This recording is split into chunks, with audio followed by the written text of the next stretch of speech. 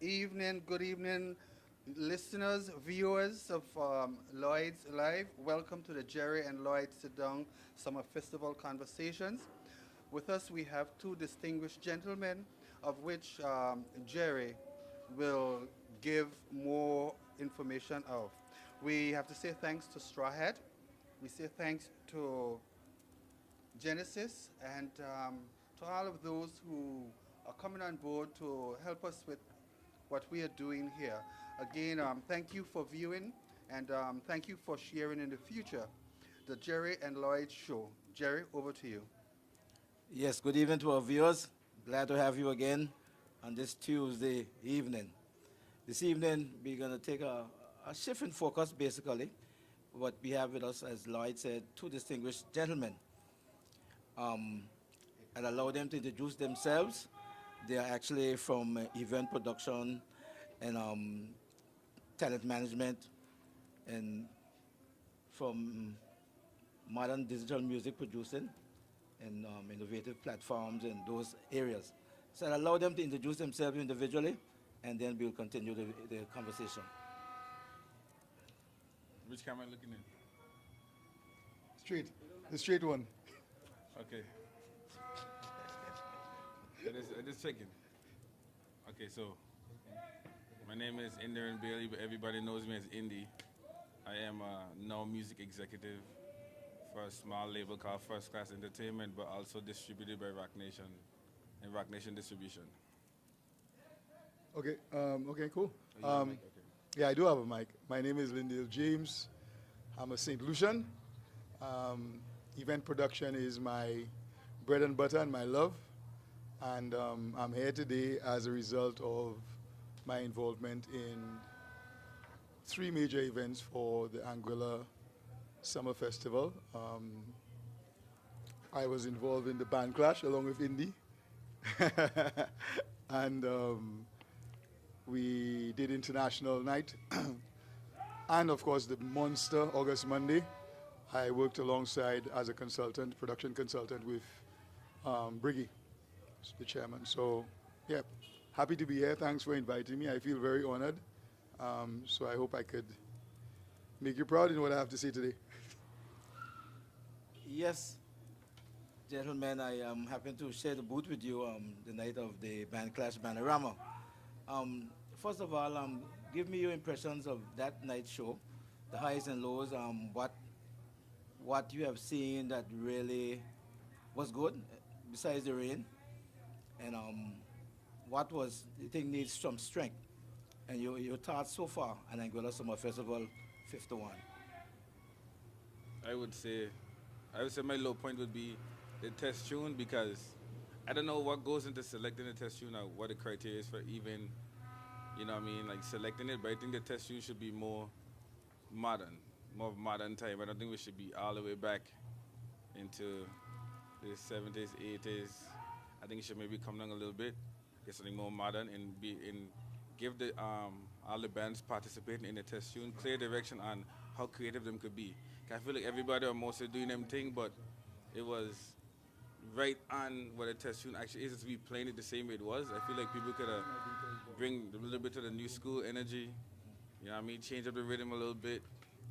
So I would say that's a low point for me. The high point would be I like the creativity. I think the bands them are doing a good job at the entrance, the costumes, using the stage, the full stage left, right, side, middle, and having dancers incorporated in the show.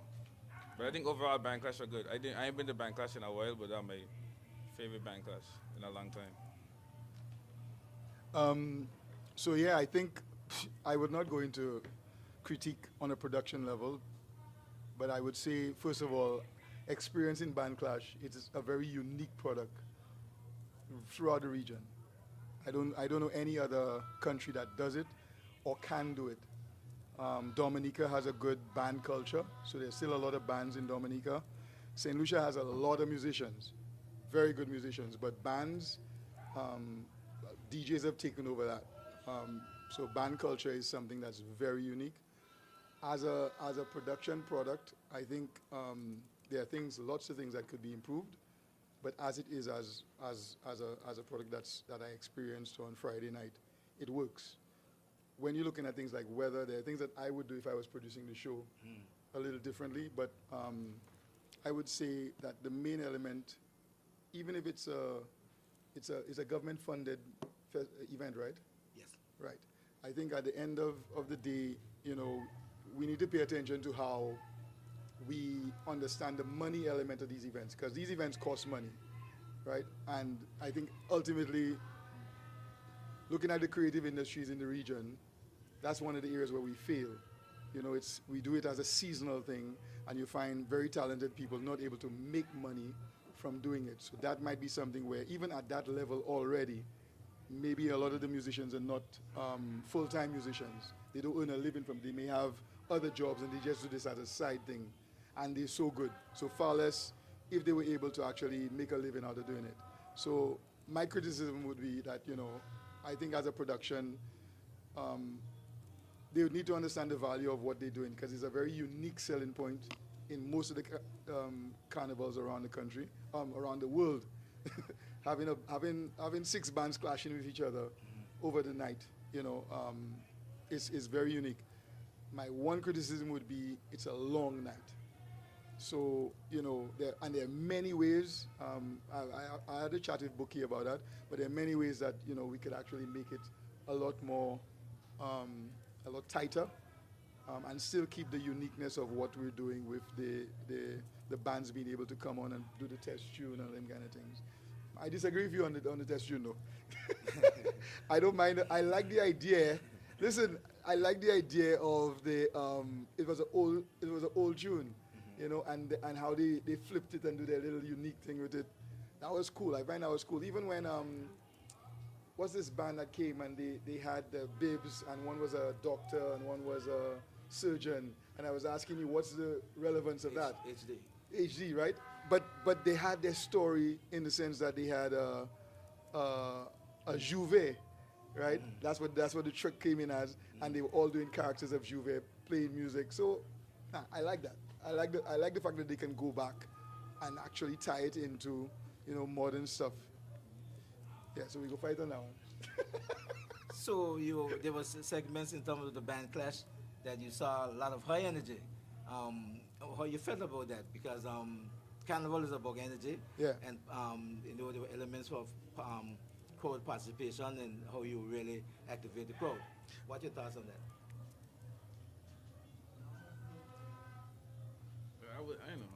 The energy was good overall. I think everybody, some of the bands suffer from the weather because they weren't able to have a crowd, but there's a clear line and distinction between the bigger bands and the younger, newer bands, because the older, more seasoned veterans were able to have that interaction with the crowd and have different elements with them, get reaction out to the crowd, hands up, hands down, doing different things. So I don't know. I feel the energy was there in the end, but some of them struggled with the weather, and that was unfortunate. I wanted to see each fan base from each band, but unfortunately, it didn't work out that way.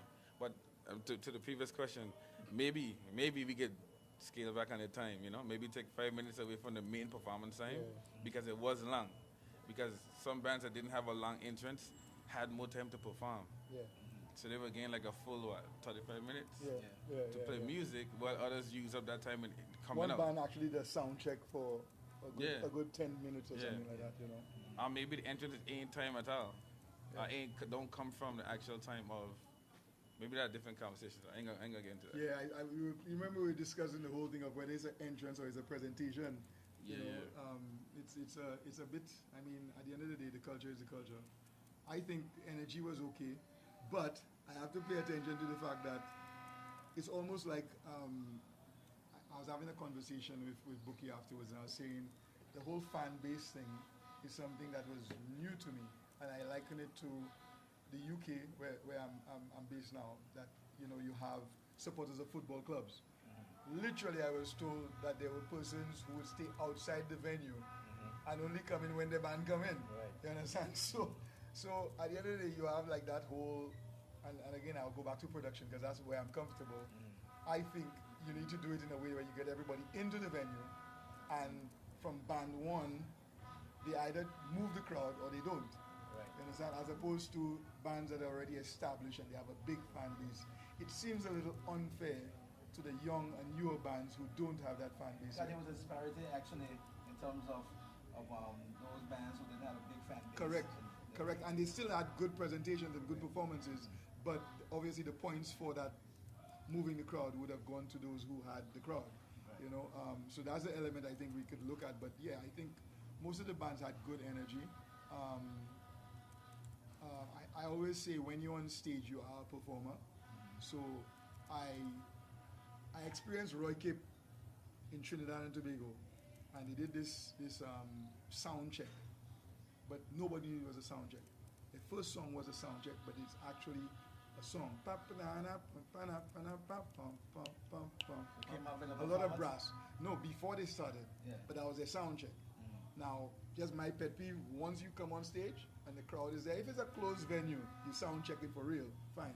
But you see that you're on there and there's an audience there, you're not sound checking, you're performing. Performing, right. And you have to keep that brand from the time you start. And I had some conversation with the musicians out the bands, and I was telling them, you know, you have to think of your brand. Is that what you want you to look at? Because people are there, you on there, the lights are on, you performing. Always perform. Always have that performance hat on. So, yeah, but I liked the band. It was just a long night. Okay. Yeah. Okay.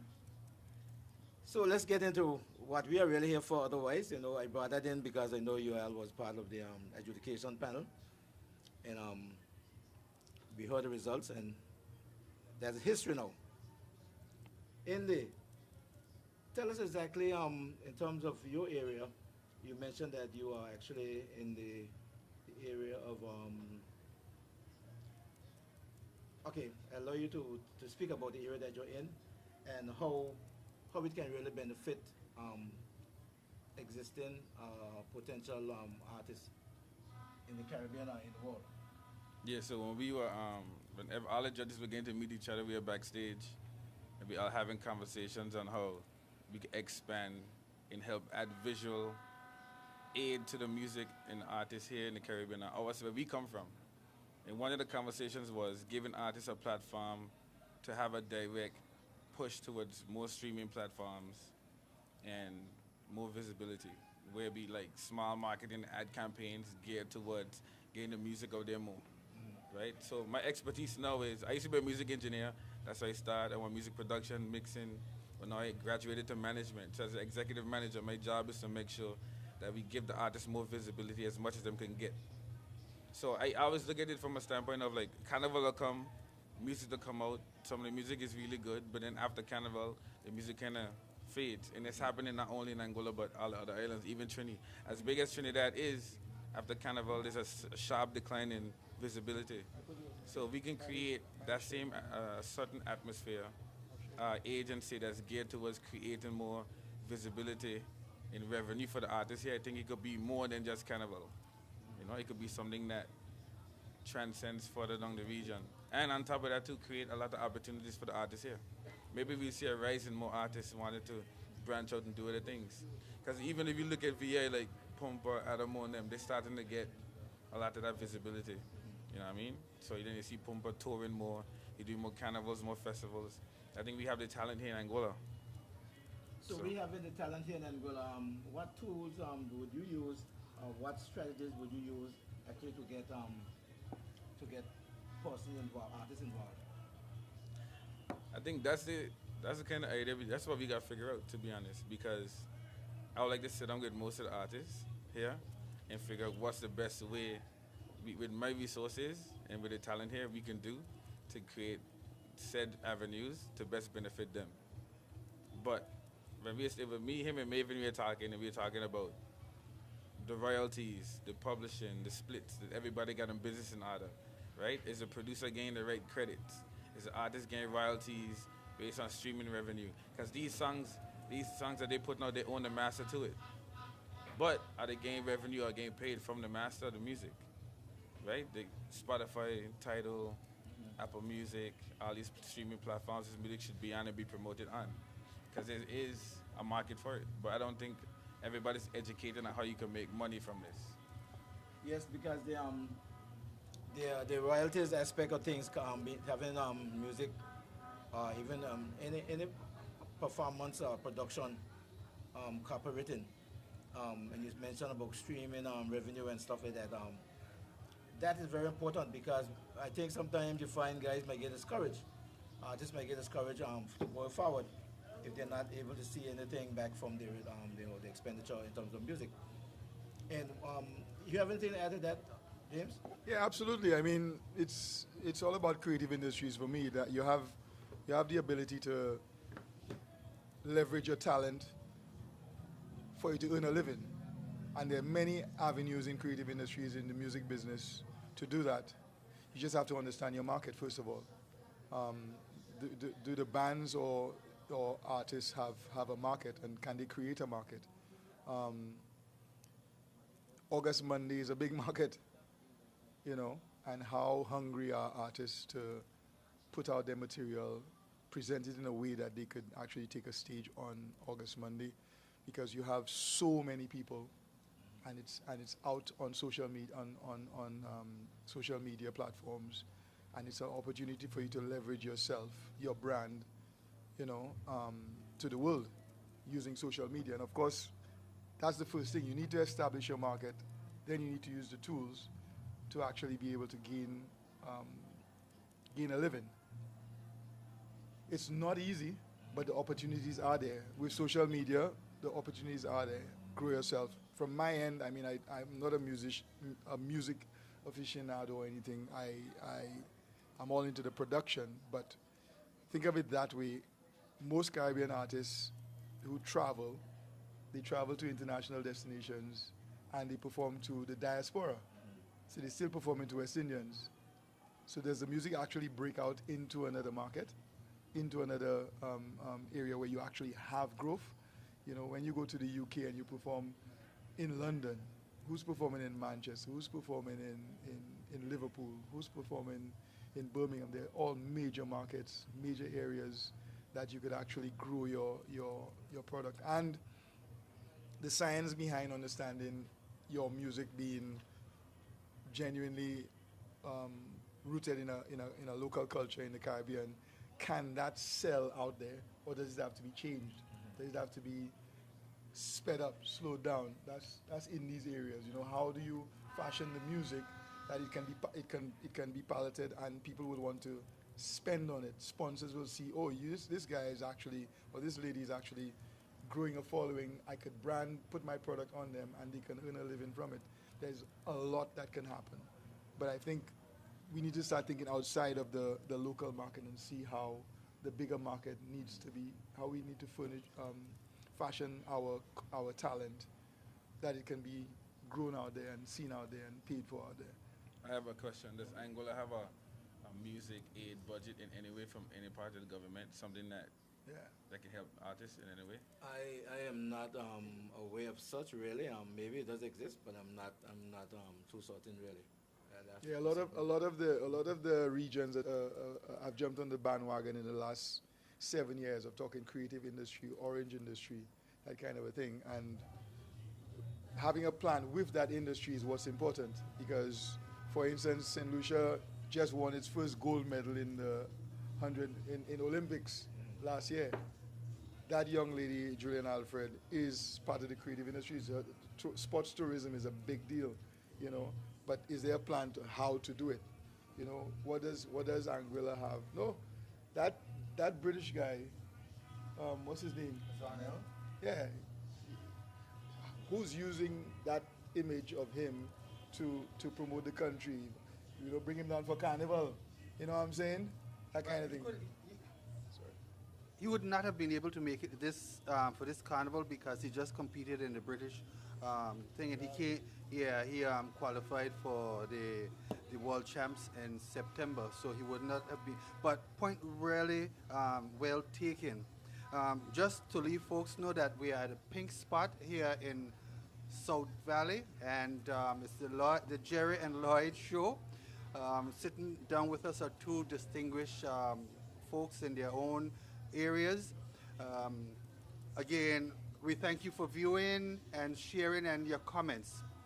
Back to you, Jerry. Yes, Indy, you mentioned it, some idea you mentioned in terms of how you can target certain platforms, certain communities and stuff for listenership and to grow audience. You can explain some of that really because and how would you what platform do you use like Instagram or whatever to showcase artists? Right now, the industry standard in the U.S. market is TikTok. So everything starts on TikTok now. So what we would do is like, say our artist release a new song. Let's use a local artist here, right? So say a band release a new song, 2025, probably in April. Carnival is in August, right? So we would gauge that we want this song to kind of be trending in the area and region by, let's say, early July, right? So what we would do is then use this marketing, but I don't know how it work here because we don't have the data of who listening and everything like that. But we would then take a small budget and do bi-weekly and then put it into the song. We use like smart creators in the region. I'm pretty sure a lot of people in Angola are like neighboring islands that use TikTok. Some of them got, a couple hundred followers, couple thousand followers. We pay them a small fee to react to it. If, like even if the band create a dance, we didn't have all of those creators do the same dance to the same segment of the song, whether the chorus or the verse or whatever. And then they'll post it online. And then we'll boost each one of those posts. So it will create an atmosphere of an organic experience, the viewer experiencing, but behind the scenes is really a marketing ad we pay for. Maybe we need to bring Tiffany in here a little bit. This because she works at the DYC. Okay. So what content has worked better, you think, to go produce a brand online? I mean, it depends on the artist, because each artist has their own fan base. So it depends on the artist when it comes to content, but I think light-loaded content always will work good. Dances, small engagements, you know what I mean? Always will work. And then people always want to do the trending thing. So whatever trending, if you go online and every time you scroll in an hour, you see at least 10 people doing the same thing, right? You'll want to do the same thing too. So I think in each band have a dance for each song. So why not take them same dances to put them online? We don't. That's why we talk about earlier visibility. We don't have visibility amongst, the fans and pushing that experience too, to create more of a viral moment. I mean, it's all about content, isn't it? Yeah, and then you find you have Bouillon, you have Denry segment. When they catch the little viral thing, you have to kind of maintain it, like Indy's saying, have a dance, have something that can, catch that attention, and then he would use his engines to boost it and actually get it out to markets that, get that following, get that awareness and visibility. Then it would come into my end where you have an event, because now you become popular. So promoters now see you and say, oh, this guy can get me 20% audience in my door, make money, so I can pay for him to come, pay accommodation, pick flight, pay his appearance fee. And now you have some extra money. Plus now you're going to grow into a different market, and you have that continuous, like, what they say, stones don't catch moss rolling down the hill. You actually growing your following as you continue organically. So yeah, it's a science. People have to study. It don't come automatically. You have to study it and actually do something about it. But can you walk us now through a typical process when planning a large-scale event, concert? Well, okay. I mean, think of August Monday that we did yesterday.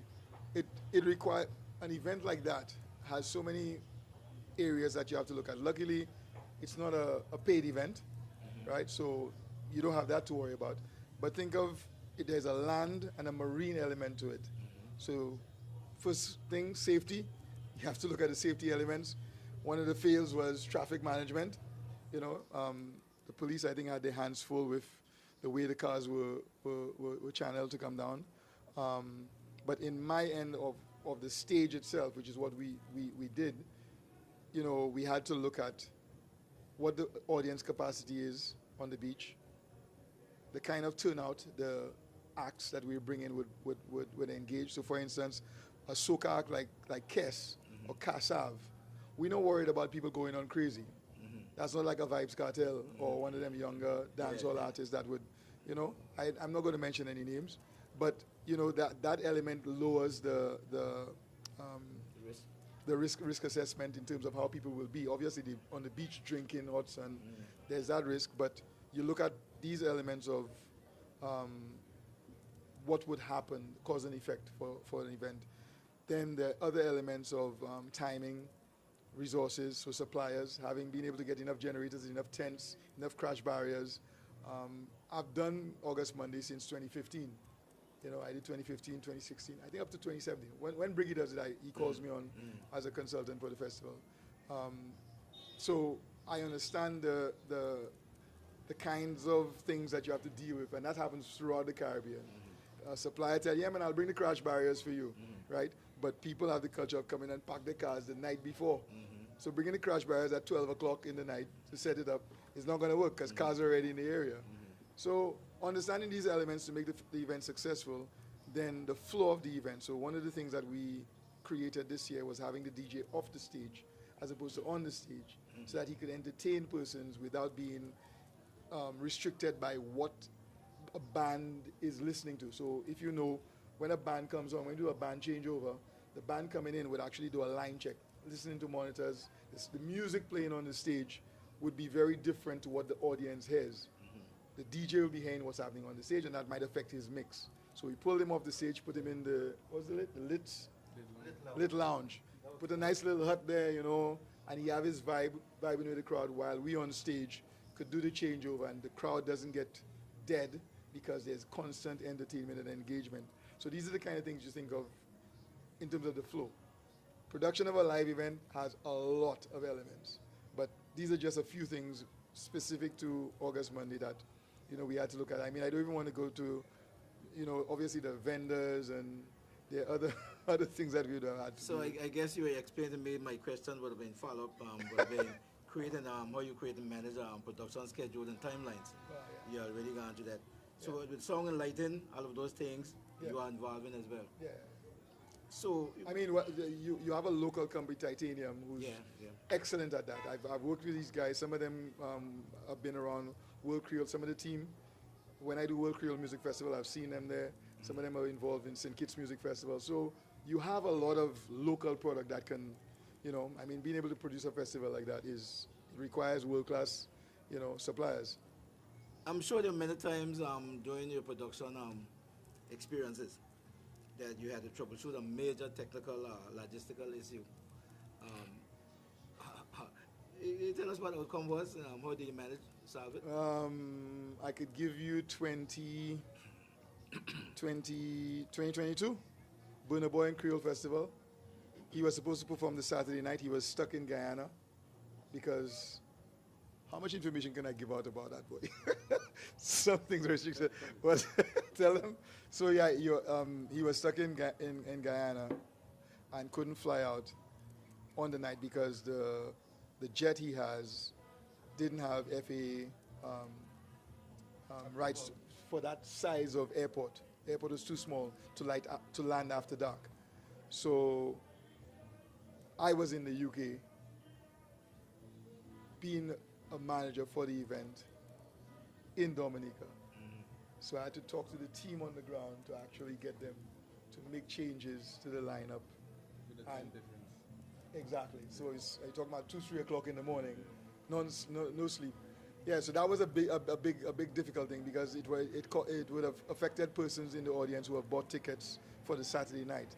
So I had to advise the producer of the festival, which is the government of Dominica, that we need to bite the bullet on that because flying him to, say, Martinique, which has the airport he could land in there, and get him by boat to Dominica is one thing, but I don't know if this guy gets seasick. He might get there and he might not be able to perform.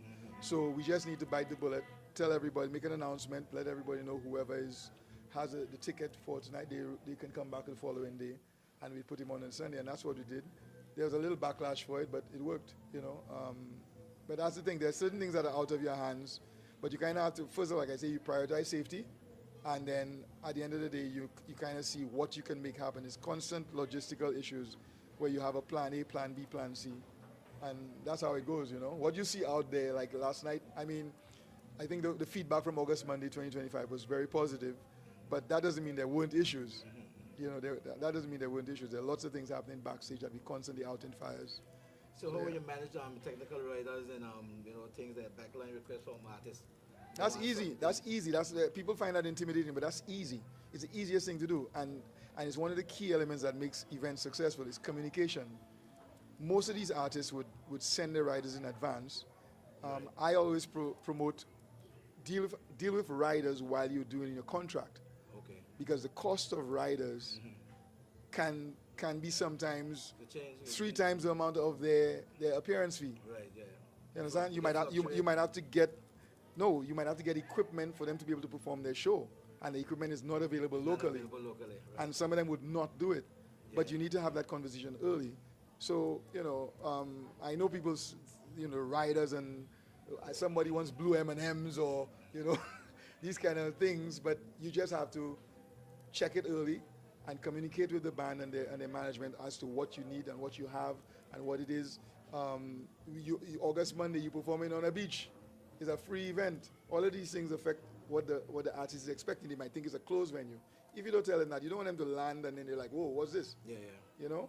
I like that approach really in terms of having them really state what they need at the terms of the time of signing the contract.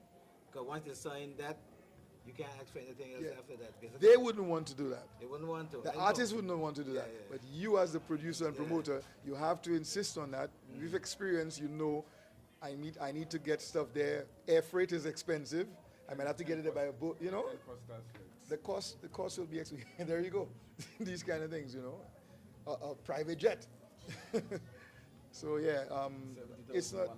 Yeah, the rider is not a tough thing. It's just you need to advance it. Do it early.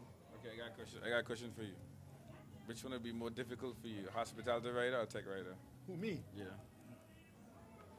Hospitality is easy. Yeah? Yeah, because you can sell unless the artist has dietary restrictions, they might tell you, oh, we want something that's in North America.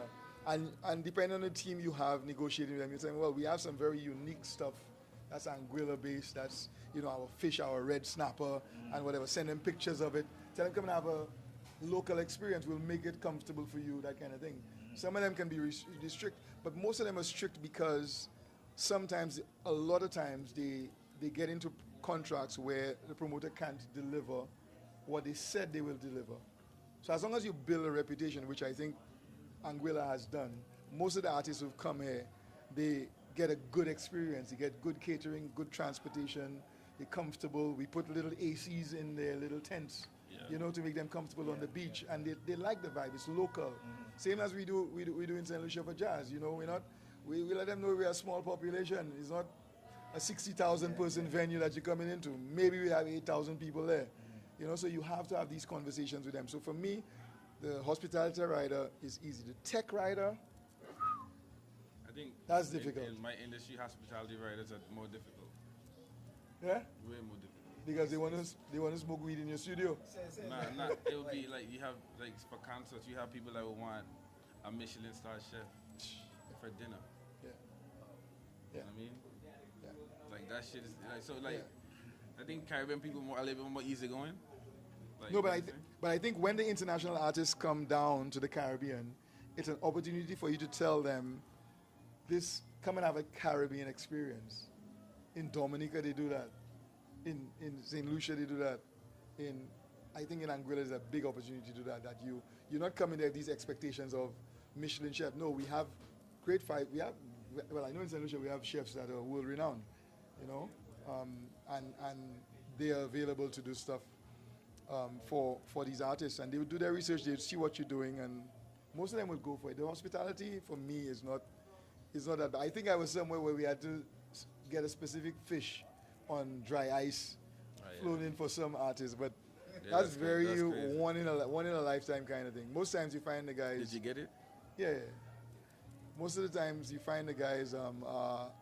The international artists come here are more infatuated with the fact that the Caribbean, boy, you have a beach there. About is not Caribbean.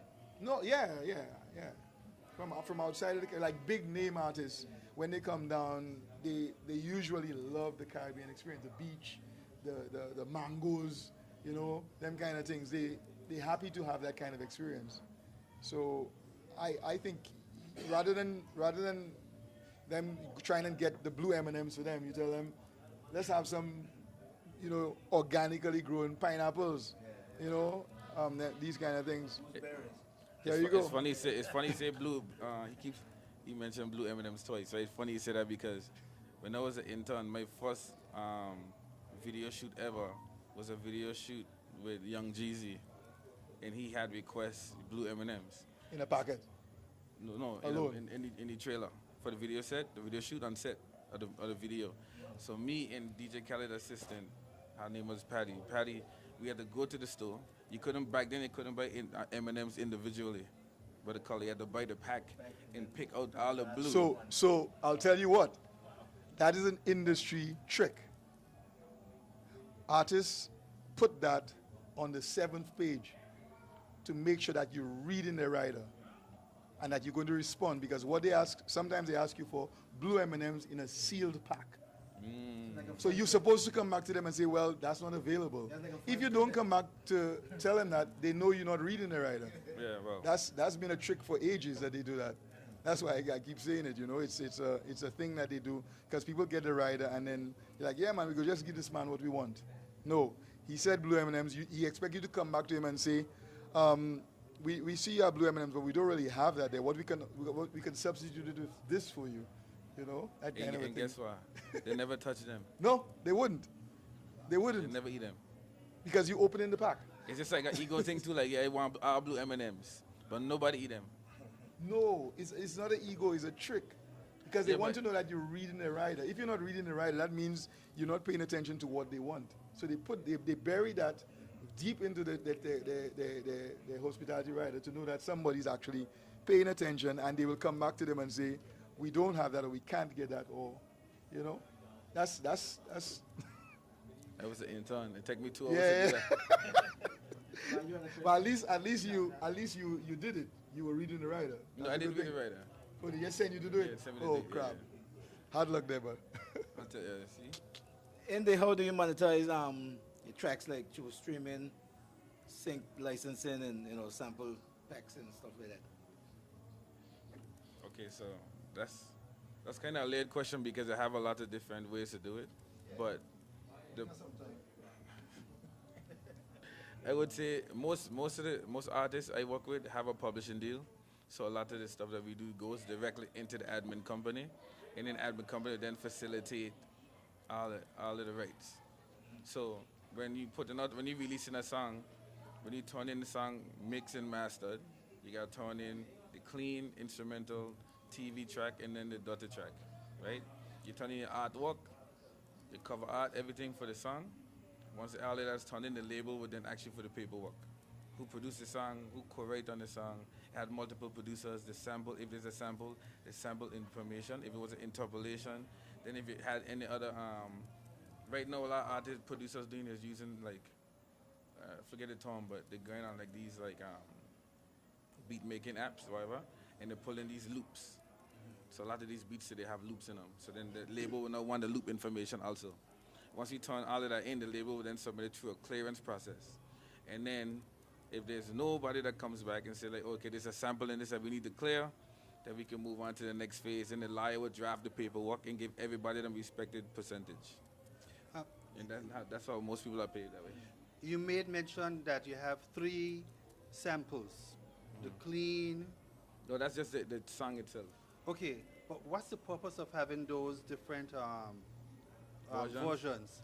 The clean song, the clean ones for the radio Radio edit? edit, and then for any other platforms that would want the clean version as well for kids under the certain age. And then the daughter track is just a normal standard track with the cuss words and everything, parental advisory. The TV track will be for performance. So that's a track that only has ad-libs, no main lead voice, and the hook in it. So when the artist perform that, then they'll perform that version of it. Some artists will perform over the instrumental, but that's like a different tier artist. Yeah, so pretty much. And out of those 3 different productions, which one is more listened to? The main daughter track, parental advisory. Really? Yeah. I Yeah. knew that. I thought it would be the radio edit. Nah. Okay. Because in today's back in the day, yeah, but today the radio dying. So everything is online. Everything is streaming platforms and like social media. So you use things like DistroKid and TuneCore? Well, not me, but it's a tool most used by most independent artists. But for us, we distribute it through Universal. So Universal will upload all of our stuff. But TuneCore and DistroKid are good platforms for up and coming artists. I think they only take like 10% overall. But yeah, good. It's so good to get your music out there for a low cost, and no cost at all. So No, no, I was that's over to you. Yeah, the other question I have for you really in terms of genre experimentation. Do you blend genres in terms of creating some new genres and working on global fusion songs? that's a tricky one because I feel like the music, I said maybe before, but now the music industry today not so much. I feel like most of the new songs you hear today have samples in them. Like a lot of people going for a familiar song to get a creative and advantage. So they sample something popular from the 90s or 80s that a lot of people familiar with and know. Repurpose the song, make a new song to it, and then release it. So like Gramps Martin song that he did, which was a country western song Yes. some years ago. Like, And he mastered yes. it. No, because people who are fans of the country western song, anyone that heard it over the years, that song will have a different advantage being marketed from day of release. So it's like a cheat code. Morgan Heritage? Yeah.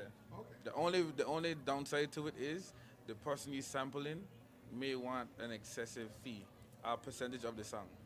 So say you sample like somebody like, let's just say Luther Vandross, he probably would want a large chunk of the percentage of the song, the royalties and publish. So you're looking at maybe over 40%, right? And then they probably would tell you 100 grand to clear. And that's just a clearance fee. Sometimes artists would take 70% of the song. Yeah. So how It do you depends. build, how do you build a digital brand? Building a digital brand. That's a tough one because I don't know, some people get lucky, you know? But building a digital brand from the aspect of an artist trying to create a footprint online, I would say, I say if artists here tap into the fan base I have here, it will work because they have die-hard fans, all of these bands, right? So I think if these bands will reach out to the fans on social media, or even like have meetings with the core fan base, coming like the die-hard ones, and then they tell them go out there and push the TikTok, bring the traffic here, I think it would help tremendously. I think the online traffic is missing.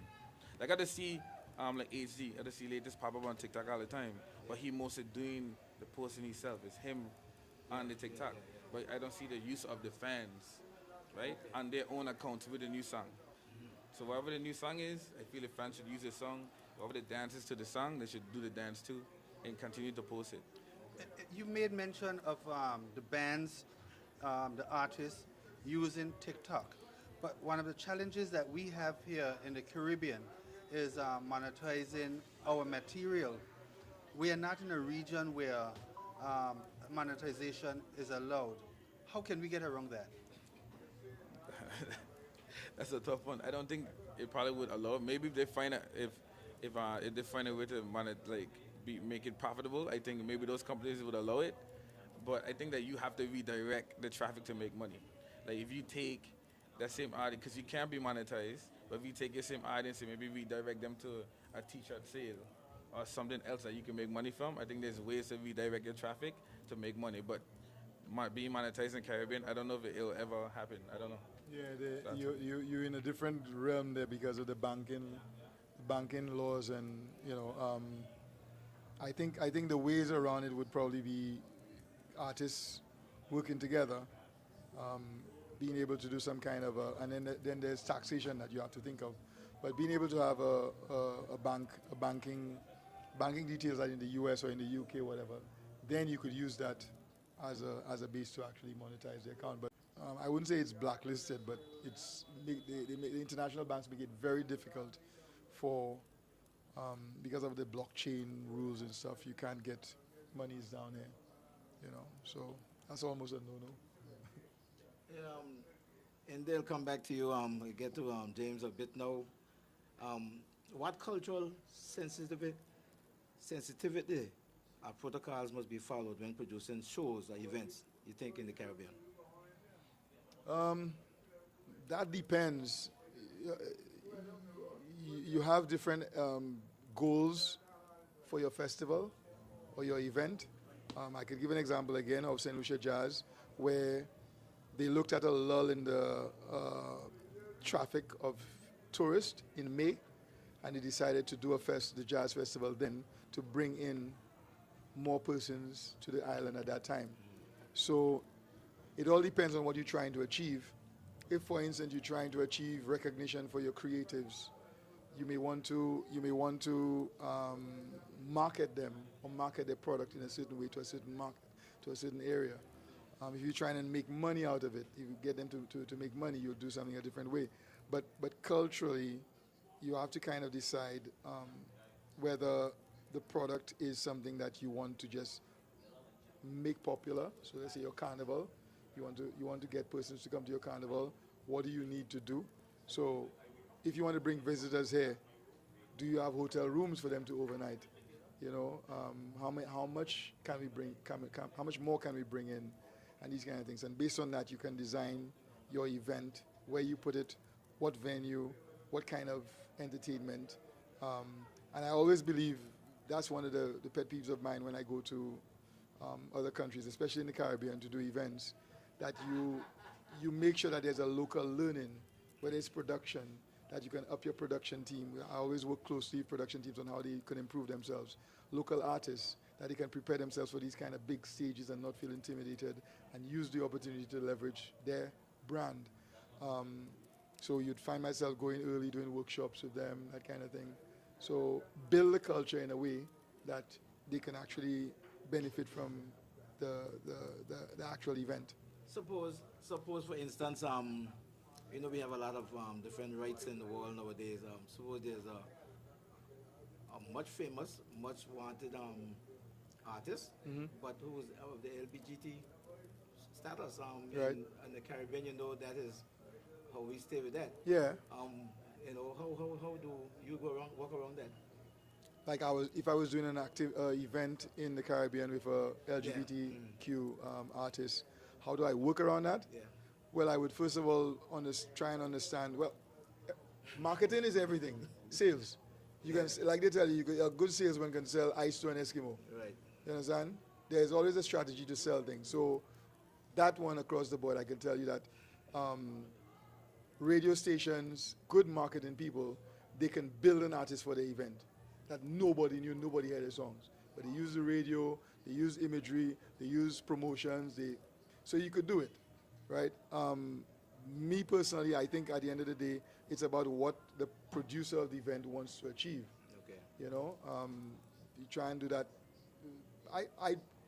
Where I come from, and the kind of events I do, these are not things that come up on my radar. You know, at the end of the day, you market the event and you collect data. That is one of the things that we need to be able to do. Are we collecting data when we do events? What's the feedback? You know, how many people said X, Y, and Z? Did they like that? Was it too old? Was it too young? Was it too... Who does, from your knowledge, who collects the data? Okay, I'll give you Dominica, St. Lucia, Grenada, festivals I've done there. They would do things like have part of the immigration form, that persons, you coming into the country at that time, are you coming to this festival? Are you coming to that festival? So they'd collect data like that. They would do stuff with vendors and say, your sales for, if it's May, your sales for April was what? Sales for May was what? That kind of a thing. And you always have to tell, because that's personal thing. People don't really want to tell you how much money they make. But you let them know that if we know that information, we know how to market where you will benefit more. So there are various entities, authorities, government, statistical departments that know how to collect data, and you just have to kind of get them invested in the event or the festival, and they would give you the data that they collect. But yeah, everything from arrivals to spending to these things would help with that. So with that, with all of that being said, what makes you think you are effective as a fixed fixer Okay. compared to anybody else around? I mean, Well, in festivals, I've been in this industry for over 30 years, right? I've been mentored by one of the best event producers, Derek Lewis. He's passed now. yeah. And I have brought my own unique element to what I do because my background has been in entertainment. I used to be a thespian. I was in theater. I was a DJ. Everything from MCing, tent, whatever. I've done all of that, and I realized that there was a hole in production. And if production isn't ready, so for instance, we would do plays, but our rehearsal for the plays was without props. We'd do them dry. And on the night of the play, we get the couch, we get the cups, we get whatever. But you could do it better if you're rehearsing with the actual props. So production elements were lacking, and I got myself into production. So I had this background where I have international exposure and training and experience, and I am a St. Lucian, a Caribbean man. You understand? So I could take that anywhere. I could take that to the UK where I am right now and doing corporate events, and I add that unique element to what I do. Plus, I have the experience of working internationally. Now, you could bring down a crew from LA and make them come and work in St. Lucia for St. Lucia Jazz at Pigeon Island, and they probably wouldn't be able to do it because we're on a slope. We don't have flat land like them flat festival stadiums that they're working with, you know. So understanding these things, understanding that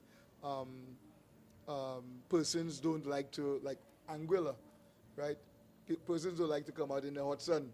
They might come out at a certain time. They want to know what time performers coming on so that they can know when to come. You understand? That's a culture. You have to understand the culture, respect that, and then you can actually try and change it or try and fine tune it or make it better. So that's a unique selling thing that I have been in that industry for so long. You know, nobody else could do that. Well answered, well answered. But now, Indy, you being Anguillan via UK, the USA, vice versa. Both of you can answer this. And Derek, you just mentioned Derek's name just now. James, what festival do you think, after coming here for quite some time, what festival do you think that we can probably introduce or attract more people to our island? You think Anguilla really need going forward? For me? Both of you. Oh, I honestly can't answer that question now because I would need to know what age demographic, how many people, like I said earlier, how many people we trying and get to the island? Is there hotel accommodation, Airbnbs where people can stay? But I think one of the easiest and then the disposable income. You know, you start with the base of the local market. Obviously, you have events that can come in and just bring in a foreign market, and maybe 80% of the audience is foreign and 20% is local. You can do that, you know, where people just going to come there, visit the island, have a festival, go to the beach, go to Prickly Pear, whatever, and have a good time and have a big show with a big artist, you know. You could do that. But I think I need to understand what we're trying to achieve, first of all. One of the biggest sellers and the biggest successful festivals that's happened throughout the region is Jazz Festival. So I think you were leading for that already. So I give you what you want. But yeah, jazz has been something that's been successful throughout because obviously the genre is aged, mature. So you get persons who can spend money, they can go to that. It's calm, it's easier to produce, not crazy. So yeah, I would say a jazz festival. Wait. There's something we all spoke about tonight in the judges' booth, where Bouillon music seems to be taking over. What about a Bouillon festival? All right, that's an indie question. I was just going to say, the young people ain't going to enjoy jazz as much as the older crowd, right? That's why I talk about the demographics. So what's the breakdown of demographics? From a promoter standpoint, it's low risk. So it's like, okay, let's do this, but I would want to do something that the whole culture could enjoy. So I think like something like a soca brainwash. Ooh. I think that would be dope. Like to maybe partner with Private Ryan and do one here. I think that would be dope. Well, I mean, to be fair, Eyes Wide Shut is a pretty successful. I was there when they did the first one, and it's pretty successful right now. That's the closest thing we got to an event like that. Yeah. So they have Bouillon on the show too. But the question I would ask, which I guess none of us can answer, is that is it just what's the percentage of local to persons coming in for that event? I think it's definitely more locals than outsiders. Really? Yeah, Okay. on that one for sure. Okay. Cool. Well, there you have it. Anything else? Best weekend ever. Nice. Dancehall reggae weekend in Jamaica. I think it happened weekend this past. That's another crazy one. We saw what happened in the village that same night. The soccer band clash and the Panorama. The DJ was playing dancehall music. Yeah. And you see the reaction of the young people in there. Yeah. Yeah. Fire for that. Fire for that. Carnival time soca. Right through. Oh, so we talking about carnival only? He said no. He said festival. The as a festival, whole. yeah, I know. Yeah, I was just playing.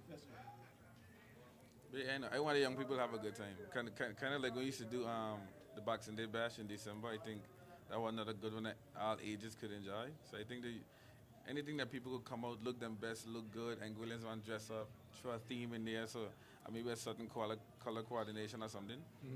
Anguillans always come out, drink, have a good time. Would question for everybody? Would you think that the festivals and events are tourism products? Are we trying to just have a cultural event, or are we trying to bring people into the country? Well, I would think that it's from the standpoint of tourism base, because that we want to attract more people to Anguilla. Yeah, because I'm saying that based on the fact that most of the Caribbean islands, their main input to their economy is tourism. Right. And I'm just saying that, yeah, it's a local, but I think the unique selling point of the country must be in the forefront. So what is tourism? What is attractive to outside for Anguilla? And you base the festival on that. Yeah. The flight's too high from Miami to Anguilla. Oh, it's a bit cumbersome. We need an airport, a bigger airport. We are looking at what festivals can be brought in, and I know for the past few years there has been a debate in terms of what new festival program that we can bring in that in the low season, hotel season, that we can do to encourage more tourists to the island. I think there's another one. There's a friends of mine in Miami do a show called Dandy Shandy, and it's pretty much old school the whole night. It's an old school dancehall. So the DJs will play only that era, people will dress up in that era, and then even the performer will be from that era. I think something like that would be good too. I was helping, I don't think I can mention it, but there was a plan to do an EDM event on, was it Sandy? But that'll be Litz. mostly tourists. Yeah. Yeah. But, EDM is popular even with the Yeah. young people. Caribbean young people enjoy EDM. It's something that you could do, and it will be unique. Nobody else does that in the region. I don't think Anguillians. Yeah, you don't know. Da, da, da, da, Nah. da, da, da. I ain't think we vibed. My wife likes that. Yet. Was it Bram? What do you call it? Bram, yeah. Yeah. EDM and Bram far apart, though. No, There's- not really. Nah, there's no way. Just lights. We could put lights and lasers on it and make Also, it. you said Bram DM. And put lights. Hey, I'll just say thanks for having me, guys. I appreciate being invited. As we get ready to close up, where do you see the future of the digital music production head? The future of it is we can start a company at some point, and we can shed light on all our beautiful and talented artists here locally, and create an atmosphere and environment for them to really win. Okay, I tired of seeing these islands around us. I ain't gonna mention no names, but they gain more light than we have, and we have artists that's going 20, 30 plus years that need a little bit of shine. So we want to shine some light on our own people. So the future for Angola is to give us more visibility throughout the region and abroad. So I guess before James go, I ask you this question, both of you, how do you feel what do you feel about AI generated beats going forward too? I mean, how you see that really going forward and the success of a modern digital production in 2024 and beyond? You got it, Mike. Yeah, AI is not going to stop, but AI could never replace a human. The talent has so many elements to it. There's the recorded element, there's a live element. You have to control your brand. If people paying money for your music, then you control that. If people paying money for your performance, you control that. AI is there to be leveraged. You use it to your advantage. To the previous question, I wanted to jump on that and start saying that, it may seem that Bouillon, Denry segment, soca, what do you call it? Dram. No, Trinidad. All these little genres, zest, all them things getting a little fire. I think as a region, we have so much unique selling opportunities, but we all trying to do it individually. And that's where we fail, because everybody knows that together, united, you're stronger, but it's not supposed to be Bouillon versus Denry segment versus Bram. It's supposed to be in August, we dig in Bram. In July, we dig in Denry segment. In February, we dig in soca, and we all support each other in that regard. And we don't need to break into the American market, because the American market is not going to let us come in on our terms. You understand? So we need to build our own market. Why aren't we trying to go to Brazil? You understand? The beats and tempo are closer to what we do, and they have millions of people there. We're trying to go into a market that's protected, that's been there for ages, and they're not going to let us in just so. So I'm saying we need to spread it. Africa, you understand? But we only tap into our people that live abroad. That's what I'm saying. We only do that, but we need to kind of understand the market in the sense that to grow your earnings, you need to grow your market, and we need to try and not fight against the tide, not swim. You're swimming into a wave. You go into what's naturally organic for you, and I would say that if you put when we looking at reggaeton, we're looking at salsa, all these kind of things. The tempos are unique. The people dance the same way. They whining. The women in carnival in Brazil, they wearing the same skimpy outfits and whining and things, and bending back and whatever. But we trying to go into an American market, a European market, and whatever. No, start exploring things that are more engaging and more easily that we could fit into it. That's the main thing. We have to know our market for us to be able to grow. So True. that's what I think. Gentlemen, thank you for your presence. I was delighted by the conversation again, and I trust that our viewers really enjoyed it as well. And Lloyd, you have any parting words you would like to say? But I salute you all for coming, and I hope the viewers really enjoyed, and your contributions to this evening's conversation is highly respected. Just before we go, James, I know we were speaking earlier, but how can the local bands and the local artists help themselves with the music here? From a production standpoint, I can say quickly that they need to. I don't know if I can ask that question to anybody to answer, but whether the local bands see August Monday, for instance, as an international event, because I see it as an international world-class event, and whether they prepare themselves for that opportunity to be on that main stage and use it to build their notoriety and their fan base. To do that, I'll give you an example. The two international bands we had there, Kes and Kasav, the techs would come in to work with us hours before to make sure everything is prepped, right? Sound checking, line checking. These are things that are important to your performance on stage. The local bands need to have that kind of facility. Now, I can't critique them for it because I don't know the circumstances. Most of these musicians, as far as I'm aware, don't do it full time. So some of them have jobs, so it's kind of a balance. And maybe the private sector can actually understand that when August Monday is happening, that they can be a little more lenient with artists who have to go and do these things, because that's what's going to make a big difference. Just imagine you have a person who works in a bar or something, but they have a big following. That's going to help your business too. Understand? So my thing is, I think the August Monday specifically, the bands need to be more prepared, be more disciplined. People like Briggy has access to me all the time. So these guys could reach out to me. I talk to a lot of bands in terms of being able to prepare your tech rider. How many bands did you see on August Monday with their own imagery on the backdrop? We had to build that for them. You know, I think HD may have had their own imagery on visualizations, but that's a branding opportunity. I shouldn't be seeing a screen on stage with a band there, and the band is not using that screen.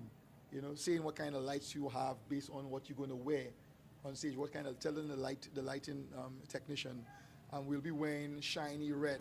So I want you to put some blue lights on us every now and again. You know, 3 minutes into our set, we'll be going into a breakdown of a groovy song. So bring down the mood. That, you know, these kind of things that production can enhance what you're doing. That's the kind of things they need to kind of do, prepare themselves for the actual show and talk to production early, advancing these things, that we can make their performance, whether it be 20 minutes, the best 20 minutes ever. Then use the content and make sure indie push that out there for them on the TikToks and things like that, you know? So I see some work here for you. Yeah, once Briggy called me, I am, man. Because it makes a lot of sense, really, in terms of that visibility and the exposure. You know, when you get that kind of thing. So maybe some workshops will be required here. You know, we have to pursue all those angles and stuff. I guess you want to say something On that one? Yeah. No. No? I agree. Everything he said, I agree with. Yeah, they need to prepare themselves for it because it's a big opportunity.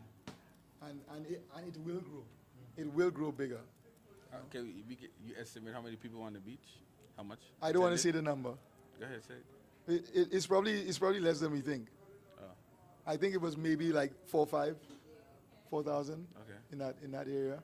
And I didn't go, but you see, we could do it in a way that we can get 12,000 people there. We'd have delay stacks, like by Jono's there.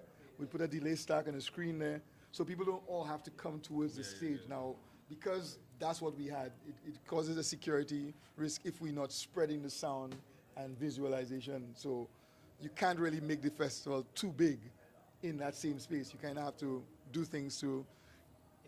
So the barriers didn't help, wouldn't help you to estimate in terms of where you have them placed and look at size, you know, like that. There's technology for that. There are crowd counting software. We could use CCTV that would tell us how many people are on the beach and stuff like that. But we didn't do that. There are all these elements that I do a lot in festivals. But you know, obviously there's a budget, you know, for this festival. Exactly. Once you know the numbers, then you know how you can grow it. But we don't really have that. So how much money would August Monday need to be truly successful? I have not been part of the money discussion. No, this was just showing them out there. A festival along the lines of bringing, I would say based on artists. Anytime you're paying something like 300,000 for an artist, and I don't think we had any artists at that close to that cost. But anytime you're reaching these kind of numbers, you're looking at a festival where it's multiple days. You understand? Doing a one night unpaid kind of thing, as it is right now, it should be that way. I think a dynamic for where you bring it in, like I've done Burner Boy for all of these events, you see it's multiple days. World Creole Music Festival, 3 days. St. Kitts Music Festival, 4 days. St. Lucia Jazz, 4 days. And what they call them, you have these little pockets of events that all happen. The whole island turns into jazz. So you kind of have to see how you do that. Now, obviously, government is not going to foot all of these bills. You have to build the local promoters to be able to do it. So, for instance, Eyes Wide Shut is a private event, right? Yeah, they're building their own following off the Anguilla Carnival, and then they bring in more people into the country, something in the night to do. So I guess like with something that you're familiar with in terms of Carnival Foundation, a festival commission. yeah, Would be able to just put that's these necessary. things, to steer these things in the right direction. That's necessary because at the end of the day, the business of these events. So, for instance, booking an artist for August Monday, 2026, we want to be able to do that in October. You understand?